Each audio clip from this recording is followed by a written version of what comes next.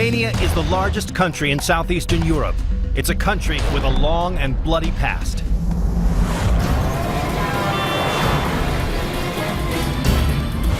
I'm Don Wildman. I'm in Romania, home of Dracula, both the legendary vampire and the real-life ruler. But where does fact meet fiction? The clues are buried beneath the imposing castles, medieval villages, and mysterious hillsides of Wallachia and Transylvania. We're headed for a subterranean world where fact is far more terrifying than fiction. Today we know the name from the vampire monster in Bram Stoker's Dracula. But in real life, Vlad Dracula was a 15th century prince. At only 17 years old, Dracula took the throne and went on to become one of the most notorious rulers in history. Few realize that although he was actually in power for only 7 years, he managed to unite the province of Wallachia for the first time in centuries. And how did he do it? By using the most brutal and barbaric punishment ever seen, which in turn earned him the new name, Vlad the Impaler. Today, much of his legacy and the kingdom he helped to build have been destroyed. But clues that reveal who he was and evidence of his reign of terror still remain, buried beneath the ground. Just 215 miles from the capital city of Bucharest lies a massive bat cave. It's among the largest in Romania, and it's where the legend of Dracula begins. The cave is from that way. It's not far away. You have to walk 5 minutes. Spelunker Vadim Bondar knows these caves like the back of his hand. He was taking me down into this cave system that's home to several species of bats. It's a world which has never been fully explored. It's hard to believe, but in all there are 12,500 caves beneath this Romanian landscape. The cave we were heading into is part of a 15-mile network that descends more than 300 feet below the surface. Okay, Don. Now we prepare to come in. Yeah? Okay. This is our suite. Okay.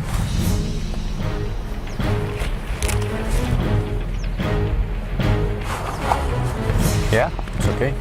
You have comfortable here? All right. Let's go. Okay, let's go. Okay, this is the gate. Reservation here. The lamp, please. Down into this cave.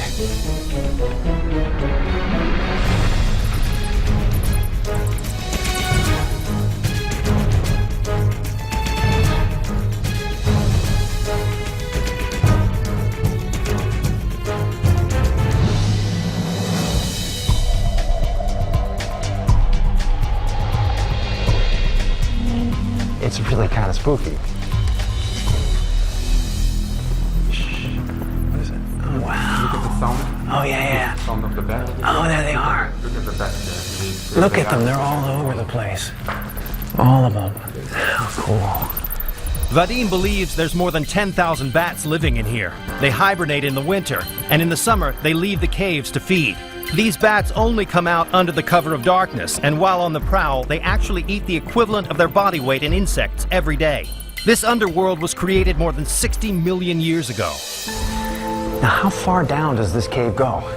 The older system have 25 kilometers. 25 kilometers 25 is the entire system. This entire system, yes. So there's many different... Exploring system, because maybe are another few kilometers which is unexplored yet. Wow. Yes. And so it branches off into many different tunnels and everything. This is just one of the many. Yes, and the different levels. Okay. And something like that. Big jump. Going further down into this cave. It's so cool. Okay, don't be very careful here. Oh, yeah? Always slippery, huh? Okay. This massive cave we were exploring stretched down 4 levels. So the best way to get into it was to rappel. It's my favorite part of adventure.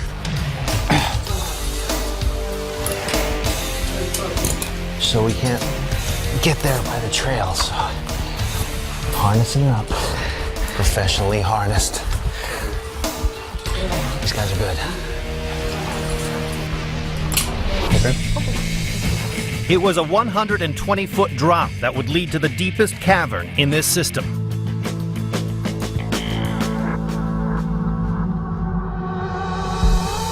You have another 15 meters. This is the last level of that cave. Man, this is beautiful. Wow. Listen to the echo. Hello! Jesus, this place is big. You got a lot of caves, you got a lot of bats. Yes. It's kind of understandable how people could make the connection between Romania and vampires. Yeah? Yes. Yeah, Yes. okay. Good admit. Good. Yes. So there could be vampires in here, who knows?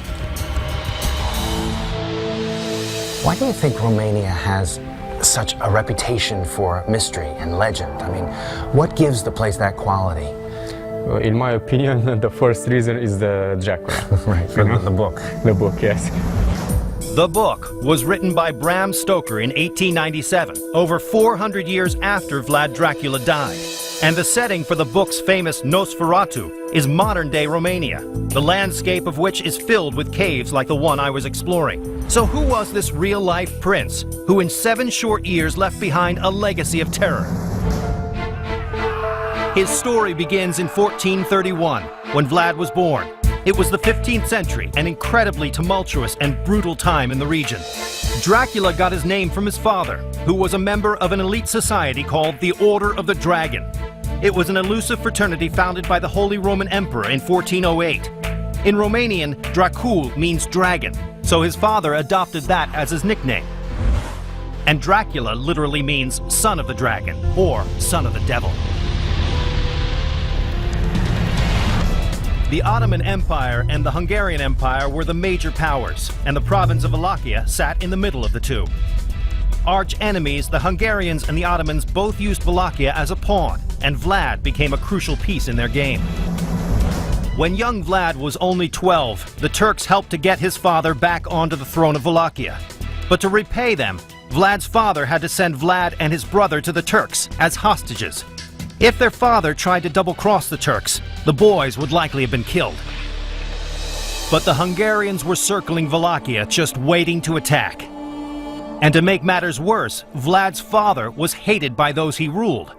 So in 1447, his subjects joined with the Hungarians and went in for the kill. Dracula's oldest brother was buried alive, and his father was assassinated by his own people. After his father's death, the Turks released Vlad with their own agenda. They appointed him officer of a Turkish army to help him avenge his father's murder and claim the throne. Just 17 years old, what Vlad Dracula was about to do is far more terrifying than fiction.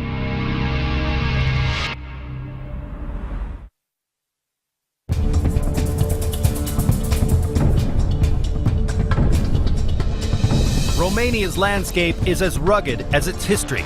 Castles and fortresses are everywhere, but none are more foreboding than those inhabited by Vlad Dracula. In the 15th century, Wallachia's relationship with its neighbors, the Ottoman Empire and Hungary, was volatile. Alliances constantly shifted with the wind, and the backstabbing continued even while Vlad was in power. He returned to Wallachia in 1447.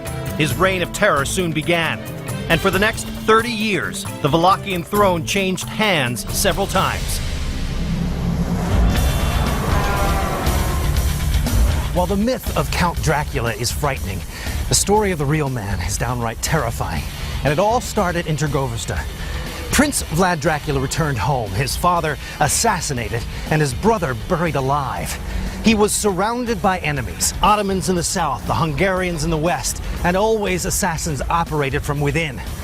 To defend his title, he fortified his capital, Trgovista, against attack, and plotted a revenge so bloody, so gruesome, that it would one day earn the young prince a new title, Vlad the Impaler. At the time, Trgovista was the capital of Wallachia, which is now part of modern-day Romania, and was the site of Vlad Dracula's family fortress. Parts of the castle at Trgovista still exist today. It's just a shell of what it once was. But what happened here would cement Dracula's grim legacy. And today, the evidence is 30 feet beneath the castle. Petru Virgil Diaconescu is an underground expert who could take me down into Vlad's secret world, and Ramona Niakshu came along to translate. Hi. We started at one of the most intact parts of the fortress, the tower. So this is Vlad's tower, huh? Yes. Man, it's beautiful. Before we went underground, Okay, we can climb if you wish. we needed to go up. Oh, yeah. Wow. Wow, this is it, huh? This is where Vlad Tepes stood, looking over his lands of Wallachia. Wow. Amazing. In 1462, 15 years after his return to Wallachia, alliances had changed again, and Vlad was against the Turks. The Turks counterattacked, entering Wallachia with an army 3 times as large as Vlad's. He retreated to Dracula, leaving a path of destruction in his own homeland. He burned his own villages and poisoned his own wells along the way, so that the advancing armies would have nothing to eat or drink. But the worst was yet to come. When the starving Turkish army finally arrived at the doorstep to Dracula's fortress, a scene from a horror film lay before them. Vlad had impaled 10,000 people, including women and children. He watched from the tower where we were now standing, as the impaled slowly died. Incredibly, he actually made the stakes out of the trees. They were the actual trees. These were the actual trees. With the roots. Yes, it was a tree with bodies in it. Oh my God.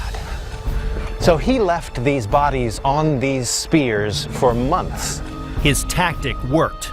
The Turks were horrified and retreated, crying along the way that the devil himself was at Trgovista. But this wasn't the first time Vlad caved in to his bloodlust. He used torture and impalement as an effective tool to keep order in his kingdom. He routinely rounded up enemies and brought them to a secret prison. That secret prison still exists. It's actually located 30 feet beneath this castle. It's off limits to the public, but I was going in. Oh wow, look at this.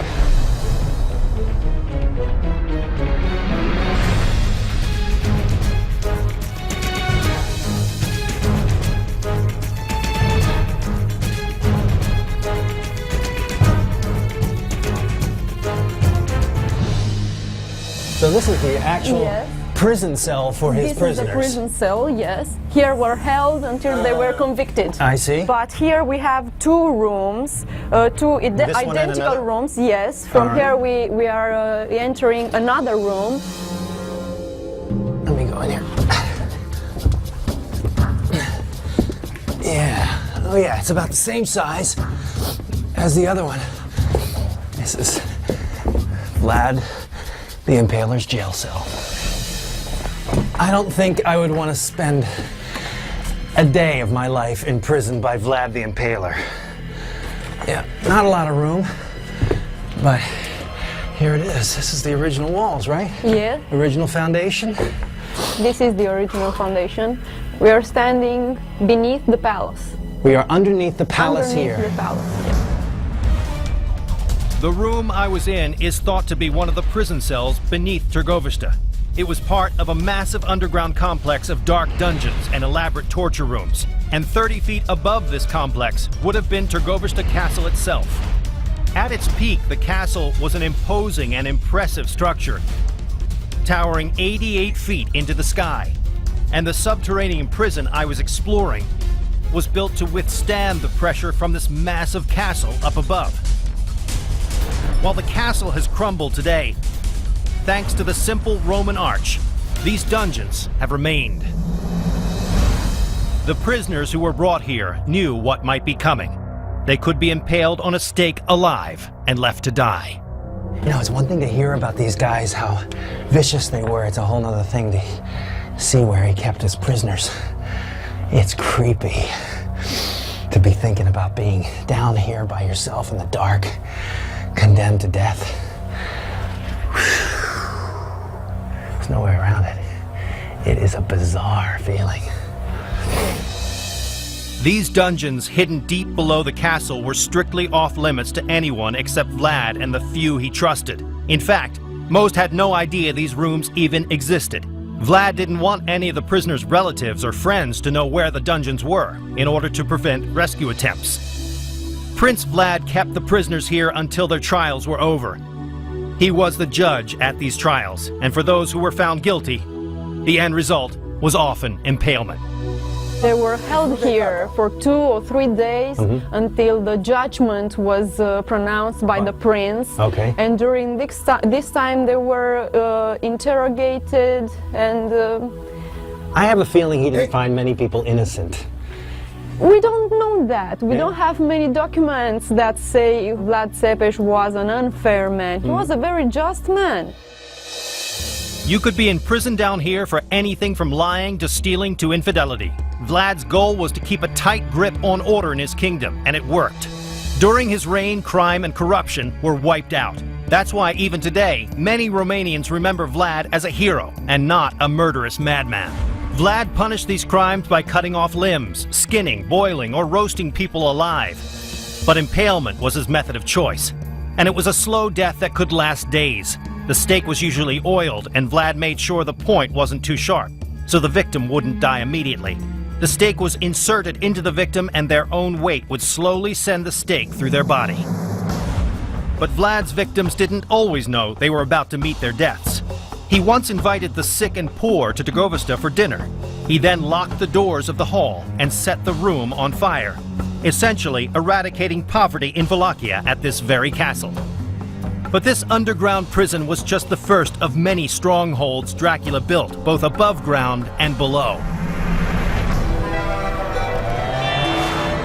In 1457, Dracula built another fortress 40 miles northeast, even more imposing than the first. It was called Pânare Fortress, and it was the next stop in Dracula's blood-soaked underworld. Oh, wow. Look at that. He was a guy who took it to extremes. Look at that. Right there on the hill. Amazing. It's a 1,500-step climb up the steep hillside just to get to the entrance. Oh, my God. Look at this. Oh, he could rule. He could command, he could do everything from up here, man, on both sides. It's amazing. The Argeș River and the valley, and if any Turks come up that valley, man, you know it. My guides, Adrian Sandu and Cătălin Stoian, were waiting for me at the end of my ascent. That's quite a climb. Yes. How you doing? Fine, thank you. And you? Thank you. Hello. Hello. Welcome to Pânare. Thank you. It's incredible. After years of earthquakes, Pânare is now in ruins. But in the 15th century, it was a formidable structure. When he came to power at Târgovăște, Vlad's first order of business was to avenge the death of his father and older brother. But it would take over a decade to carry out his master plan. One Easter Sunday, Vlad served a feast to his own subjects, some of which had helped to murder his family. He then impaled the old and weak. Vlad ordered the able-bodied men to march 40 miles from Târgovăște to Pânare and forced them into labor to expand his fortress. In the end, after months of slave labor, no one survived. Many of the nobles were literally worked to death, and those left breathing were impaled. What is this? Oh, man. This was a dungeon. The dungeon? Of the fortress, yes. Okay. Part of what Vlad's captives built is a dungeon 12 feet beneath the surface. Usually it's off limits, but I was given special access down. Be careful. Yes. Down in Dracula's dungeon. You really feel like you're jailed for life down here. Yes. So, how many people did he keep down in this place? Just a few people. Yeah, just a few prisoners? Because he used to impale them very quickly. He didn't have that many prisoners because he impaled them before he put them down here. Wow. But there's more. Though today this dungeon is in ruins, 500 years ago it would have been under 4 levels of the castle. And directly above this room would have been Dracula's master bedroom, where he could hear the cries and pleas of his prisoners only a few feet below him. Pânare was one of Dracula's strongest fortresses, but it was also the site of one of his greatest tragedies. Vlad's mass impalement didn't keep the Turks away for long, and in 1462 they retaliated. This time they came prepared. They put Dracula's own brother Radu in charge of a massive army and surrounded this castle. There seemed no way out for Dracula. His wife refused to be taken alive and threw herself off the tower to her death. But Dracula would not surrender. He vanished into the Romanian underground. According to legend, Vlad Dracula disappeared into escape tunnels carved into the side of the mountain, and with the help of local peasants, fled to a nearby province called Transylvania.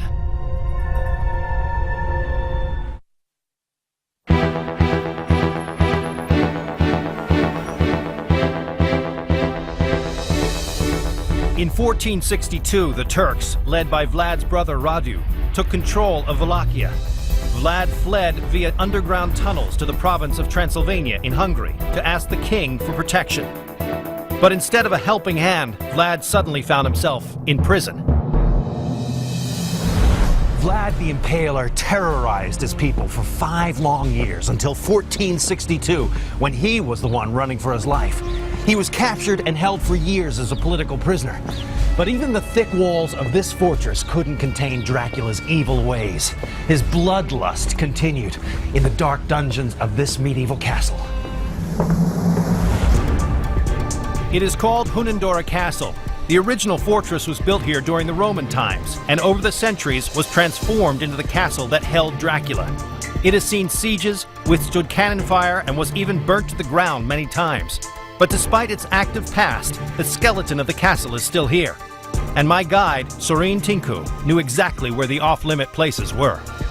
This is only original door that we have. This is the sole original door? Yes. Oh, wow. It's made from oak with iron. That's beautiful.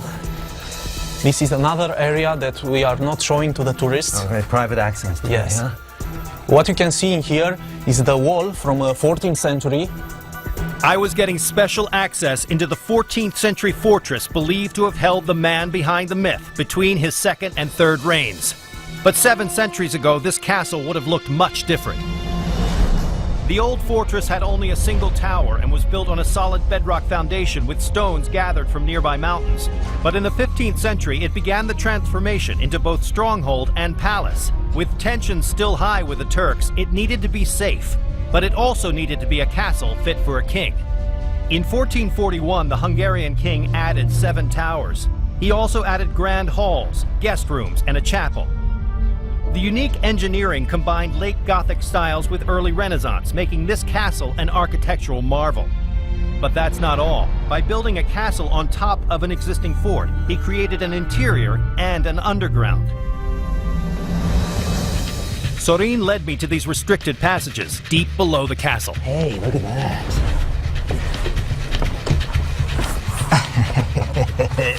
Wow, how cool. Oh, it keeps on going. This underground tunnel was quickly put to use to defend the castle in the brutal Middle Ages. During a siege, these subterranean spaces allowed the king to live comfortably up above, while his loyal army was down below, defending him. So this is where the battle is waged. Yes, yes. The gunfighters standing here with a gun hanging on this wall because it was very heavy.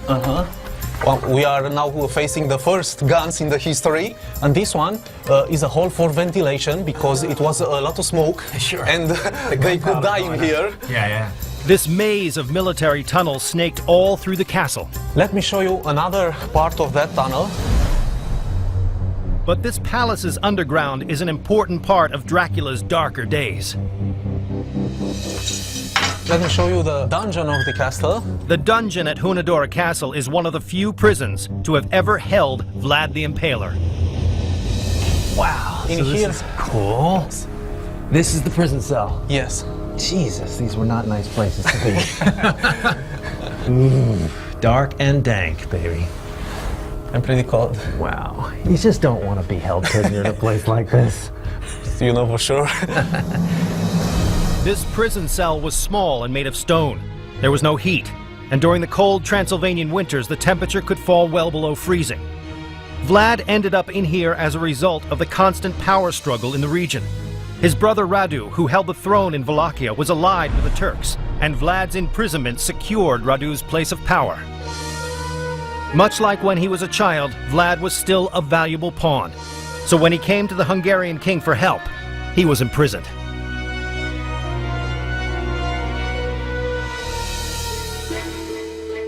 Like most dungeons in medieval Europe, this isn't someplace you want to spend the night. It's a dark and eerie subterranean space.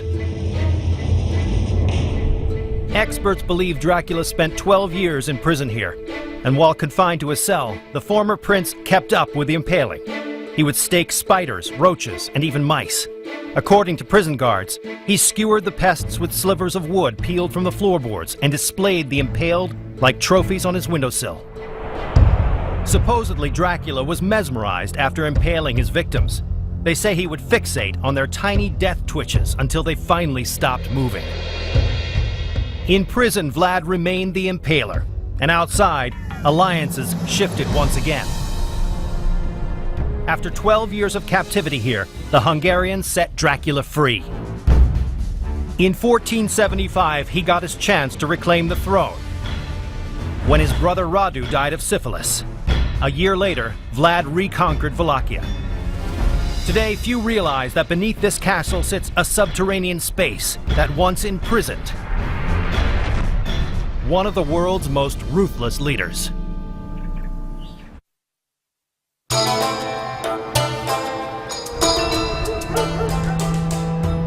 Vlad's reign of terror wasn't the only treacherous period in Romania. During World War II, Romania found itself making and betraying alliances once again. In 1940, Romania joined sides with the Axis powers, supplying the Axis with oil, grain, and other industrial products to fuel the war machine. Because of this, Romania became a main target of the Allied forces. By 1944, Romania switched sides, and then it was the Luftwaffe targeting Romanian soil. But regardless of alliances, during World War II, bombs were a constant threat. The Romanians needed someplace safe to hide, and that place was underground.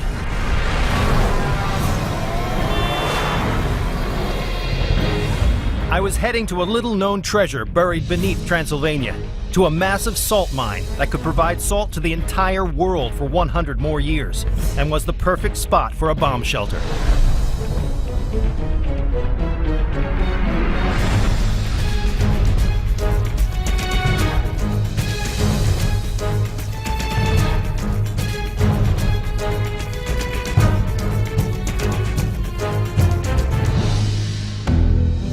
This is a long and mysterious passageway, isn't Yes, it? it is. My guide, Don Mera, knew the salt mine story better than anyone and could easily navigate these immense dark tunnels. How long is this? 526 meters we will pass through this tunnel, and then we will enter the salt mine. So 1,500 feet, this is... Yes, it And is. how far below the ground are we?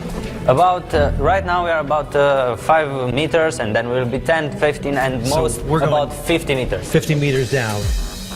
This mine is among the largest in Europe, covering almost 54,000 square feet. That's more than an acre. And it's among the oldest and most important in Transylvania. The color is surprising of this. I mean, it's quite... Yes, actually the walls are black. Natural color of salt is white, and massive salt is translucent. But in the Second World War, the salt mine was used as a shelter. Huh. And that is why the walls are black. They made fire here to get warm and to prepare food. During World War II, Romania lost much of its land, and Vlad's former empire was essentially cut up into pieces. Romania sustained heavy bombing throughout the war. Thousands sought refuge in the empty salt mines like this one throughout the country. This empty cavity in particular was the perfect bunker. It was 150 feet below the surface and could sustain massive bombings, and its arch-supported ceilings ensured the shockwaves from bombs couldn't destroy it. When the war was over and people moved back to the surface, Romania was under communist rule. The Iron Curtain wouldn't be lifted until 1989. But the history of this salt mine goes back much further than World War II. In fact, this natural salt deposit is 13.5 million years old. So, you're saying this solid wall is all salt? Yes, it is all salt. It's tasted. You can taste it. I'll take that It little is- piece there. That's salt. Yes, it is. How much salt is down here still? There's about 38 billion tons of salt. 38 billion tons of salt. Yes. Still remaining in these mines. Yes, exactly. I can't even conceive of how much that really is.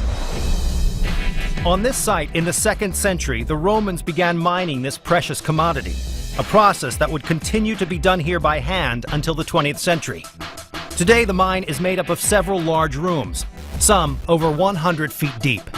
All the salt mine was done by hand, so only hand tools, nothing, no explosives or other machines or mechanical machines. So are we seeing pickaxes? Yes, exactly. Huh. Everything. And how was many done by- people were working down here? The most were about 300. Long before the salt mines provided safety to Romanians, they were seen as a source of income for the different generations and civilizations that lived here. Salt was as good as gold and was used as currency in the ancient world. Roman soldiers were paid with salt, or salarium argentum's, the root of the English word salary. The Greeks even traded salt for slaves, creating the expression, not worth his salt. Down this way, huh? So the person with the salt was the one with the power. That meant I was walking in an ancient gold mine.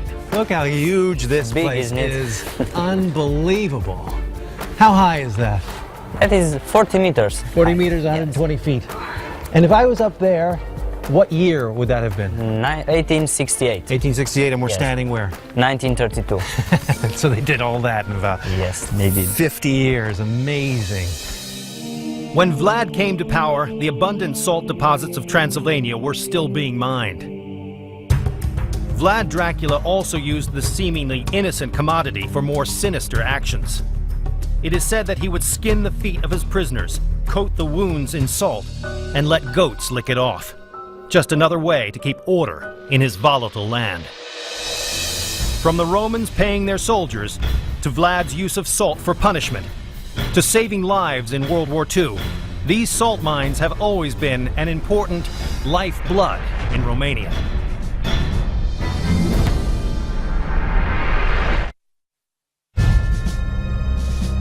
Vlad Dracula ruled the province of Wallachia 3 separate times for a total of nearly 7 years.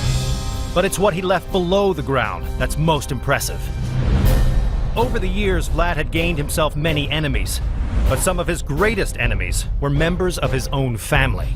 At the time, there was no clear plan for succession of the throne, which meant that all princes within the dynasty had the right to rule. So brother fought brother for power. During the height of his second reign, Vlad built a new palace on the outskirts of the province. It was a fortress that would solidify his power.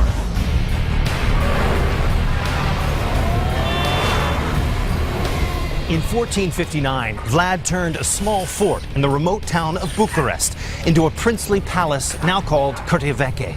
He built a massive citadel and surrounded it with his loyal subjects and wealthy merchants, and Bucharest soon grew into a political and economic power. Unfortunately, like a lot of medieval buildings, the palace was ravaged by constant warfare and fires, and today much of Curtea Veche is in ruins. But deep beneath the ground, a small piece of Vlad's grand palace still remains.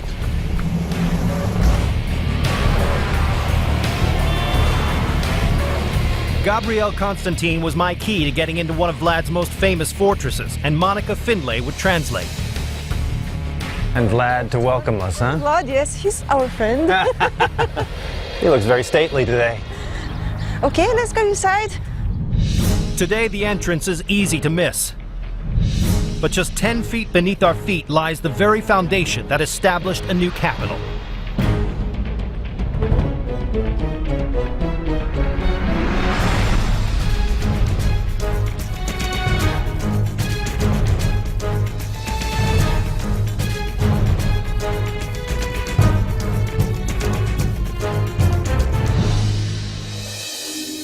Oh, it's amazing. It's huge, huh? This subterranean space is all that remains of the fortress responsible for the development of modern-day Bucharest.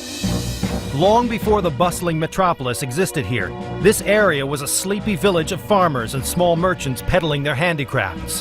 When Vlad arrived, he took an ordinary observation tower and transformed it into a 10,000 square foot fortress complete with a royal residence and marketplace.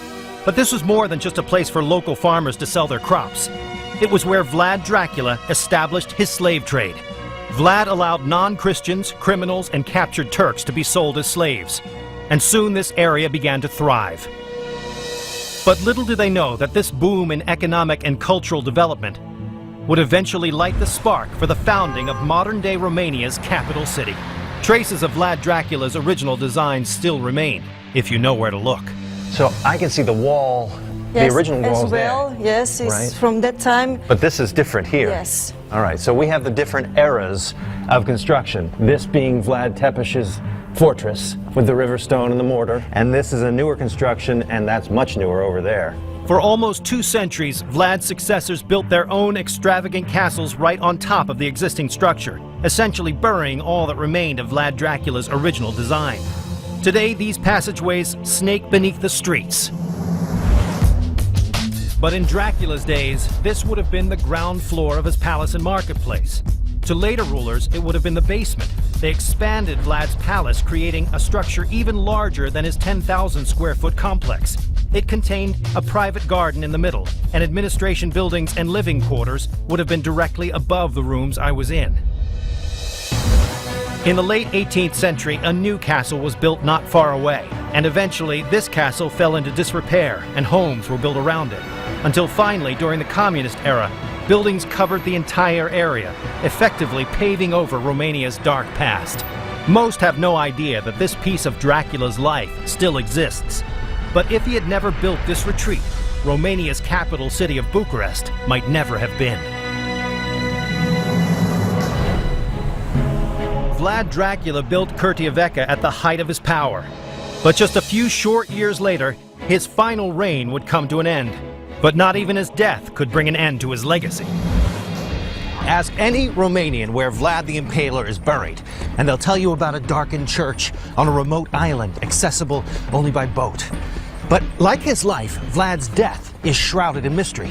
Some say his skeletal remains were stolen. Others say he's buried near his treasure of gold, or in a tunnel that runs beneath the lake. Whatever the case, Vlad seems to have eluded his fate once again by going underground. In ancient myths, souls often have to cross a body of water to reach the afterlife, the underworld. So somehow it seems fitting that we have to cross a lake to reach what legend says is the Romanian burial site of Vlad Dracula. Approaching it, you wouldn't think that this deserted-looking island could be just 25 miles north of Bucharest. Snagov Island is so secluded, it's easy to imagine Vlad Dracula wanting to spend eternity here. But much of his medieval island retreat has crumbled with time. Dana Matache is a guide trying to get to the bottom of Vlad's legend. She agreed to take me to see the real-life Dracula. That is really something. Oh, yeah? Yeah. It was built by Dracula by his order. This Yes, well here? this one here. Yes. So it is from 15th century, middle of the 15th century. Yeah, there's water down here. There is, and it's very good. First of all, Dracula built a prison, and with the prisoners, he built this fountain. I see. Really, they dug with their hands. During the construction of this well, Dracula is rumored to have placed a bag of gold next to it as a symbol of his power. He claimed that as long as he lived, no one would touch the gold, and he was right. Legend says the gold remained there until the day he died. But the gold isn't here anymore.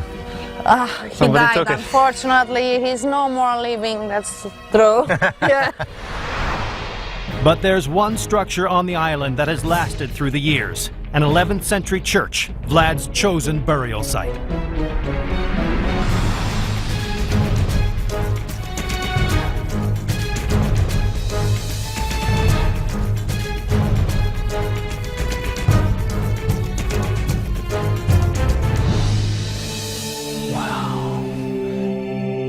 You can feel his presence. Oh, here we go. There he is. Look at him. Look at him, Hello, please. hello. Yes. He is here. Vlad the Impaler. Yes. This is his tomb. This is his tomb. Yes, this is his tomb. His remains are under here now. We think so. This is the mystery. Some of the people says that he couldn't have been buried in a church after many things he did. Just about every aspect of Vlad Dracula's death and burial remains a mystery. Most sources say that he was finally killed in battle and beheaded by the Turks in 1476. The Turkish version ends with Vlad's head displayed on a stake in Istanbul, as visible proof of Vlad the Impaler's demise. But those who revere his legacy say that his friends buried his head on Athos Mountain in modern-day Greece. So why not put these rumors to rest? In 1935, a group of archaeologists tried to do just that. But what they found buried beneath the site where I was standing brought more questions than answers. They discovered some rich growth, very fitted for a prince. They discovered a special ring with the coat of arms of Dracula. But Vlad's bones were never found. Much like the many myths inspired by Bram Stoker's vampire Count Dracula, many mysteries surround the fate of the real-life Vlad the Impaler.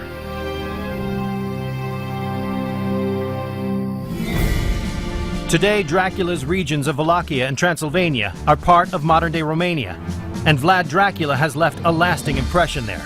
But his legacy goes well beyond the fortresses, churches, and even the capital city he helped to create.